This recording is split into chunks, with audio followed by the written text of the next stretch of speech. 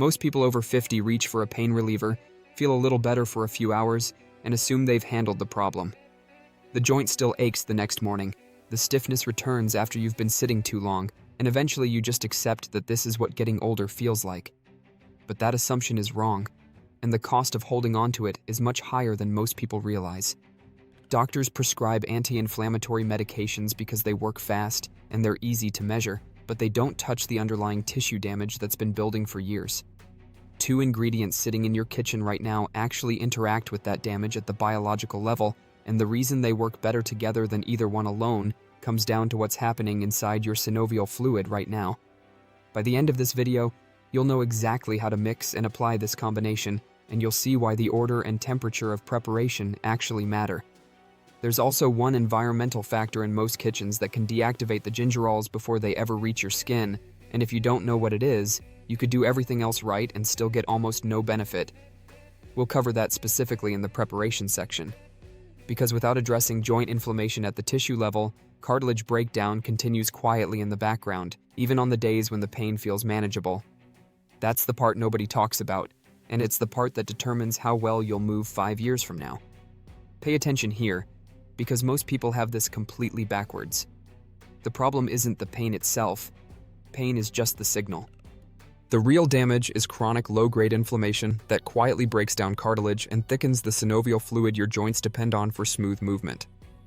By the time you feel it, the process has usually been going on for months or years. Synovial fluid keeps your joints from grinding against each other, and while your body produces it reliably at 35, that production slows significantly once you pass 50. The fluid you do have becomes less effective at cushioning, so every step puts more direct pressure on the cartilage underneath. There's actually a quick physical test you can do in about 30 seconds that gives you a rough read on whether calcium deposits are already forming around your joint capsule. I'll walk you through it after we cover the science, because it changes how aggressively you'll want to start this protocol. Anti-inflammatory medications reduce the sensation, but they don't stop the prostaglandin cycle driving the tissue breakdown underneath. Prostaglandins are signaling molecules your body releases during inflammation, and they keep that process running even after the initial trigger is gone. Ibuprofen blocks the sensation of that cycle, but it doesn't interrupt the cycle itself. Ricinoleic acid, the primary active compound in castor oil, actually suppresses prostaglandin activity directly at the site where you apply it. It binds to EP3 prostanoid receptors in the tissue, which disrupts the signaling chain rather than just masking what it produces. That's a different mechanism from anything in a standard pain reliever. Now, here's that 30-second test I mentioned. Sit in a chair with your feet flat on the floor and place your fingertips firmly around the front of one knee, pressing gently into the soft tissue just above the kneecap. Hold that pressure and slowly bend the knee as far as it comfortably goes, then straighten it back out. You're listening for a dry clicking or gritty grinding sensation under your fingers. Not the soft pop of a normal joint, but something that sounds and feels more like gravel. Do the same thing on both sides and compare. If the sound is louder on one side, or if one knee feels noticeably stiffer at the end of the bend, that's a signal calcium deposits are already building up around the joint capsule. The more pronounced that crunch, the more aggressively you'll want to follow the protocol we're about to get into. But ricinoleic acid has one real problem.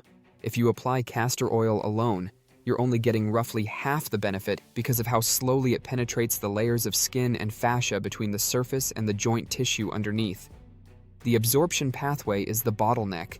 That's exactly where ginger comes in. Before we get into that, pay attention. One variety of ginger very common in grocery stores contains roughly 40% less of the active compound you actually need. Buying the wrong one means the synergy you're about to learn breaks down almost entirely. Fresh ginger contains active compounds called gingerols, which work as natural vasodilators. When they touch your skin, they signal the tiny blood vessels underneath to open up, pulling a fresh supply of blood directly to that spot. That increased circulation pulls the ricinoleic acid deeper into your tissues instead of letting it sit on the surface. As we age, the connective tissue around stiff joints thickens, making topical treatments harder to absorb, and ginger is what changes that math. Gingerols also create a gentle heat on the skin that softens your fascia, the protective wrapping around muscles and joints, making it more porous. Healing compounds move through warm, soft tissue far more easily than through the stiff, cold version we deal with every morning. Research shows gingerols block the COX-1 and COX-2 inflammatory pathways, the same targets as ibuprofen, but through your skin, with none of the stomach issues that make long-term pill use a problem. Applying this mixture consistently for about a month has been linked to a real breakdown of the calcium deposits that form around joint capsules. Once that calcification softens and your connective tissue regains its natural stretch, your joints move differently. Those changes don't vanish if you skip a single day because you've actually changed the physical structure of the tissue. One thing most people get wrong is the temperature of the oil, and that one mistake can change your entire outcome. Cold castor oil is incredibly thick, and that texture keeps it from soaking in. Always warm it first by setting a small glass bowl in hot water for a few minutes until it reaches body temperature. Not scalding, just warm to the touch. This thins the oil so it spreads easily and helps the gingerols reach their full potential. The ratio is 2 parts castor oil to 1 part ginger. Use fresh juice squeezed from a grated root for more potency, or ginger-infused oil if you want something gentler for daily use on sensitive skin. Stick to that 2-to-1 mix. Too much ginger irritates skin, especially around fingers or the back of the knees. Stir the 2 ingredients slowly with a spoon for about 30 seconds. Never shake the mixture, because that traps air bubbles that prevent full skin contact. Apply to your joints while the oil is still warm, using slow circular motions for 3 to 5 minutes. The physical pressure helps open up the absorption channels in your skin. After the massage, wrap the joint in a warm cloth for 20 to 30 minutes. That window is when the ricinoleic acid moves through the fascia and into the joint tissue, so don't skip it. 3 mistakes kill the results. Applying to cold, dry skin closes the absorption pathways. Using dry ginger powder from the spice cabinet doesn't release the active compounds, and skipping the wrap loses the heat that drives the whole process. Apply every day for the first 2 weeks, then drop to 4 or 5 times a week. Most people feel their morning stiffness fading around day 10 to 14, and right around that same window, you might notice a subtle pulsing warmth deep inside the joint. Not on the skin surface, but underneath it. That's not something to worry about. It means circulation has reached the joint capsule itself, and the ricinoleic acid is working at the depth it needs to. If you don't feel it by day 14, one of those 3 mistakes is usually still in play. By the 1-month mark, expect less grinding and noticeably better range of motion when you first wake up. Knees and fingers respond faster than hips or shoulders because those joints sit closer to the surface with thinner tissue on top. Start with whatever is bothering you most. Just a quick safety note: if you have any open cuts or a skin condition, or if you take blood thinners, please talk to your doctor first. Since castor oil and ginger change the circulation at the site of application, you want to make sure it doesn't interfere with any medical treatments you are already using.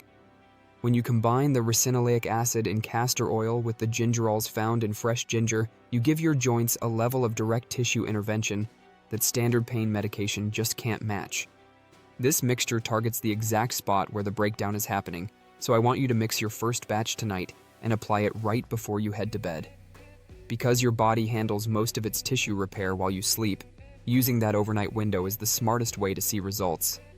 Try starting with your knees or your fingers, since those are the spots where you'll likely feel the relief first. Please check out our next video above. See you shortly in the next video. Thank you.